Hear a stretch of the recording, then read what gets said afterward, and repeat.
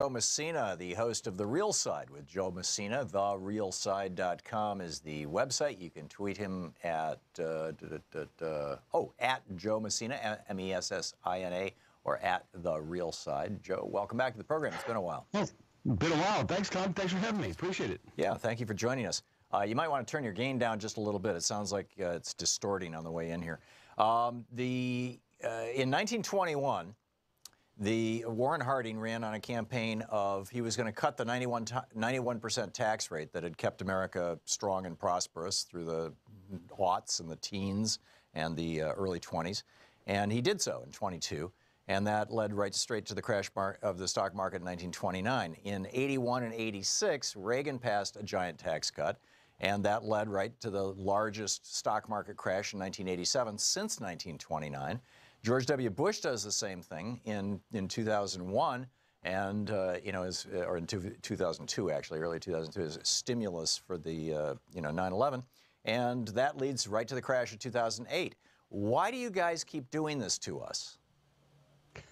Okay, we keep doing it to you because we don't have a Congress, we don't have a legislature that gets involved with it. But I think this is hilarious, Tom. I mean, we've looked at a year of growth in the stock market. We looked at a year of growth economically. We've got well, those are two different things. Manufacturing's up. Just on the fact that he's talking about doing this for the tax break. Do you not want the middle class to have a tax break?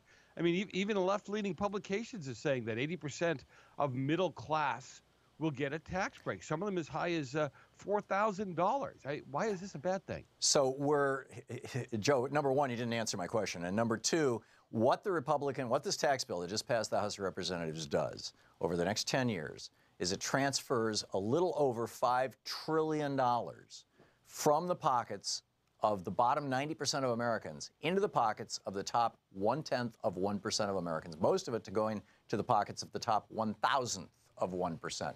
Of that $5 trillion transfer, $3.5 trillion is coming directly out of the pockets of presumably people like you and me, people who are not multimillionaires and billionaires. And $1.5 trillion of it is coming from our children and our grandchildren. It's being borrowed and added to the national debt.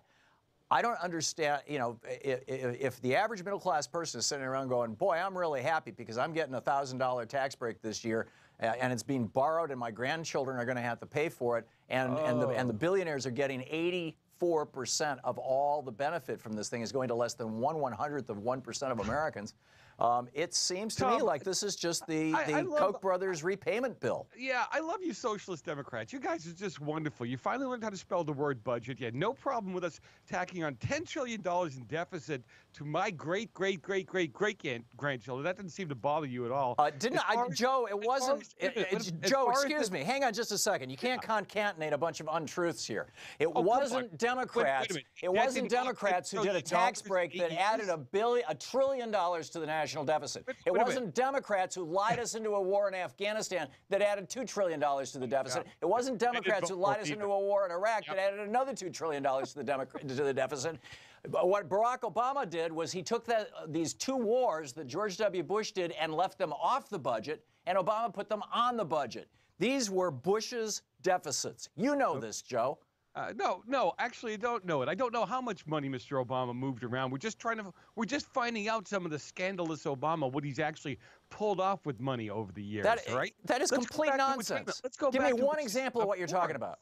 Well, how about the money that went to Iran? And he said himself, you have it on video, so you can't deny it, where he said himself, because of American laws, I couldn't just give them the money. I had to load up planes. It was their money. It doesn't matter. He didn't have the right to give it to them. It was their money. Are you saying, Joe, that if you go to the bank and you say, I'd like to withdraw $1,000, would you please give it to me in cash, that the bank should say no?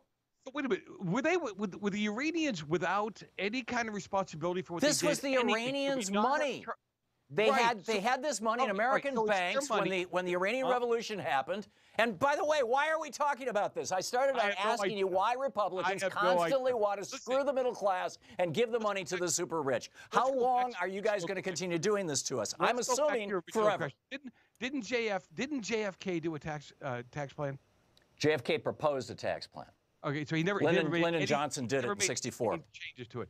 All right, and then we get back to God. I've lost my train of thought. It's a great discussion, but I lost my train of thought. JFK actually, and you know, I realize most Republicans don't know this because JFK's name gets used in vain an awful lot, you know, tragically. But JFK actually wanted taxes to go up, and said so in this debate. Hang on just a second. I've got a clip of it actually. Let me ask you a question though, Tom. You know, under President Obama, the rich got richer. I mean, and that's from the New York Times. That's from the Huffington Post. You can find those articles all over the place. And one article talks about 95% of the wealth being created under Obama went to the 1%ers. I didn't hear you complaining about that, or was that all lies, and that's why you didn't complain about it? That's the structure of our economy, but this does not. You're still not answering my question. What, you know, I get it that the Republicans want to pay back the billionaires who put them into office. I don't know who got hurt, but I made a lot of money under Reagan. Under the new tax bill, I'm not going to get taxed any more money here in California. The only thing, the California loons are causing me headaches because, you know, not only do they blow the money that they've already charged us to fix the freeways and the highways, now they go put 12% more per gallon on per gallon of gasoline. Now they want to charge us by mile. You know, when the Dems get total control of something, it's like they can never get enough of your money. I love it. I think it's hilarious. Right, and the Republicans would simply rather borrow it from our grandchildren and put it on the bill and take it out of the pockets of children's health insurance. I mean, this is the most obscene, Joe Messina, this is the most obscene thing I've ever seen. They are knocking 9 million children off the children's health insurance program. 13 million people are going to lose their health insurance through Obamacare. And people like you are bragging about this. What the hell is wrong with your morality, Joe? Wait a minute. You're saying you want to go back and fine people for not having enough money to have health insurance, right? And that is such a misleading statement when you say they're being thrown off of health care. No, now they have a choice. Before they didn't have a choice. People who didn't have money have to pay fines and fees. My granddaughter, under that wonderful, illustrious Obamacare program, her medication went from $78 to $288. Sorry, buddy, it's happening in my house, and it was wrong. So you think that if you don't like, you know, for example, if you didn't have kids in the public schools, you don't think you should have to pay property taxes? No, I didn't. Did I say that? Well, the philosophy that I just heard you articulating is, I got mine, screw you. We are not a society. We are a collection of individuals, to quote Margaret Thatcher. I don't live high on the, wait a minute. I don't live high on the hog by any stretch of the imagination, okay? I wasn't suggesting you were. What you were saying was basically if we as a society decided that it is better for America, for Joe, for Tom, for all Americans, it's better for America, for everybody to have health insurance. So if somebody gets in a car accident, all the rest of us don't have to pay for it. If somebody gets tuberculosis and it's contagious, and by the way, we have an epidemic happening worldwide with hotspots in New York and Los Angeles, then everybody can have access to medicine. If we decide that, and the price to pay for that is the people who choose not to have medicine are going to have to pay a $75 a year fee, I'm fine with that. It works. No, I'm not. It works I'm not in fine countries with charging all over the world. I'm not fine with charging somebody who can't even buy food for their home and fining them every year on their taxes. That's if you can't buy food for your home, you're not getting a fine, number one. And number two, you know, again, you find these straw man arguments. It's just astonishing to me. And listen to you on the tax bill, right? You're talking about California and especially New York. Look, if you've got the money to have a $2, $3, $4, $5 million home, I sat next to a Republican over the weekend. I hear the music. We can continue this. Yeah, we got to wrap it up. We got to wrap it up. Joe Messina, he is the host of The Real Side. TheRealSide.com is the website. You can tweet him at The Real Side or at Joe Messina, Messina.